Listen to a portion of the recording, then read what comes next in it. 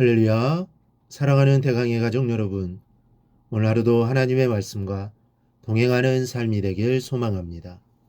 오늘 함께 나눌 하나님의 말씀은 마태복음 5장 27절에서 32절 말씀입니다. 또 간음하지 말라 하였다는 것을 너희가 들었으나 나는 너희에게 이르노니 음욕을 품고 여자를 보는 자마다 마음에 이미 간음하였느니라. 만일 내 오른눈이 너로 실족하게 하거든 빼어내버리라.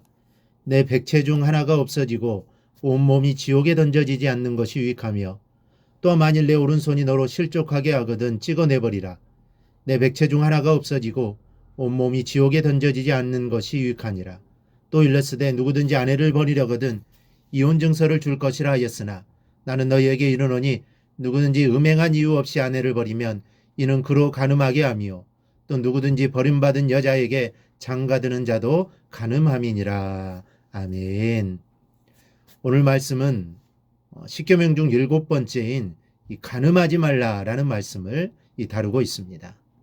어제 살펴본 이 살인하지 말라와 마찬가지로 우리는 이 간음하지 말라도 실제적으로 직접 외간 남자나 여자를 육체적으로 접하지 않으면 음란한 것이 아니라고 우리는 무의식적으로 생각합니다.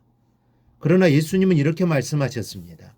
여자를 보는 자마다 마음에 이미 간음하였느니라. 여기서 우리의 생각이나 기준과는 전혀 다른 하나님의 기준이 있습니다. 바로 마음의 문제입니다. 우리는 육체적 고난을 추구하는 것을 가리켜 음란이라고 하지만 하나님은 마음의 생각만 품어도 간음했다고 하셨습니다. 마음에 음란한 생각을 품고 마음을 들뜨게 하거나 흥분시키면 그것도 바로 간음과 같은 똑같은 것이라는 말씀입니다.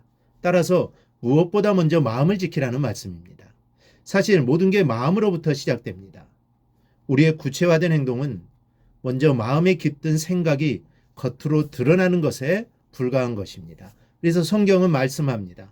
모든 지킬 만한 것 중에 더욱 내 마음을 지키라. 생명의 근원이 이에서 남이니라.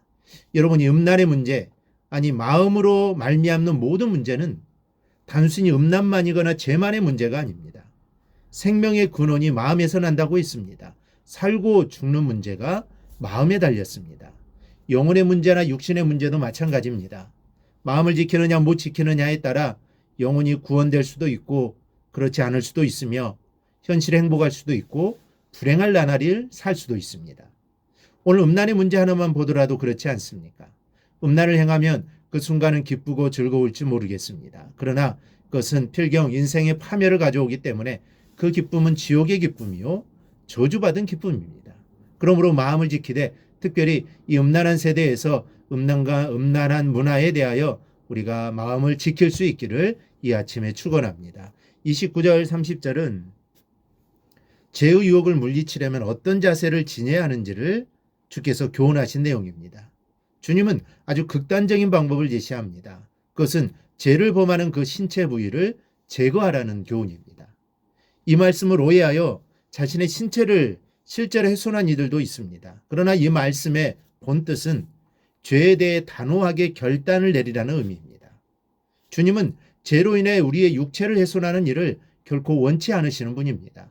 머리털 하나까지 보호하시기 원하고 또 상한 갈대 같은 몸까지도 치유해 주시는 분이십니다. 그러므로 이 말씀은 죄와 싸우기 위해서는 자신의 사지를 잘라낼 정도의 결단을 해야 한다는 뜻입니다. 구원은 우리가 믿음으로 거저받았으나 죄에 대해서는 우리의 결단으로 이겨내야 합니다. 즉 죄가 자신을 주장하는 상태까지 가지 않도록 죄보다 의를, 불의보다 진리를, 악보다 선을, 불신앙보다 순종과 신앙을 택하는 결단을 수시로 내려야 합니다.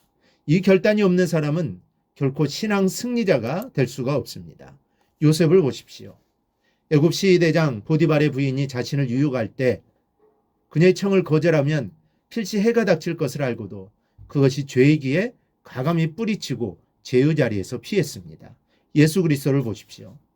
40일간을 금식함으로 매우 굶주린 상태에서도 사단의 유혹을 물리치는 결단을 하셨고 겟세마네 동산에서 살고 싶은 인간의 본성을 이기고 아버지 하나님의 뜻대로 죽기를 결단하셨습니다. 그 이외에 많은 신앙의 인물들이 다 이와 같이 죄에 대해 단호한 신앙의 결단을 내린 바 있습니다. 여러분, 사제를 다 잘라낸 사람이 살 수 있겠습니까? 그러므로 주님은 우리가 죄에 대하여서는 죽은 자요, 하나님에 대해서는 산 자로 늘 결단하라는 의미에서 이 교훈을 주신 것입니다. 그렇지 않다면 주님을 따르는 모든 자들은 다 불구자가 되어야 할 것입니다. 그러므로 다시는 죄의 종, 즉 자신의 음욕이나 탐심의 종으로 자신의 육체를 내어주지 말라는 교훈을 하시는 겁니다. 우리는 현재 죄와 싸우되 넉넉한 승리는 거둘 수 없는 약점을 지니고 있습니다. 그러나 성령의 도우심을 힘입으면 죄의 종이 되는 일은 피할 수 있습니다. 어거스틴은 나무 기둥에 묶여있는 사람은 새가 그 머리 위에 앉는 일은 막을 수 없어도 둥지를 트는 일은 막을 수 있다고 했습니다.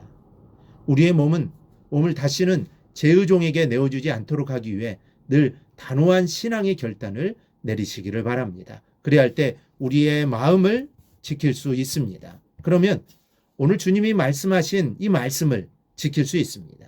이 사실을 기억하고 오늘 하루도 우리의 모습이 제약된 길로 가지 않도록 마음을 지키는 삶을 살아가기를 바랍니다. 그리하여 하나님의 기쁨이 되는 복된 하루가 되기를 주님의 이름으로 축원합니다. 오늘 묵상한 말씀을 굳게 잡고 삶으로 실천하며 살아내는 대강의 모든 성도들이 되기를 축복합니다.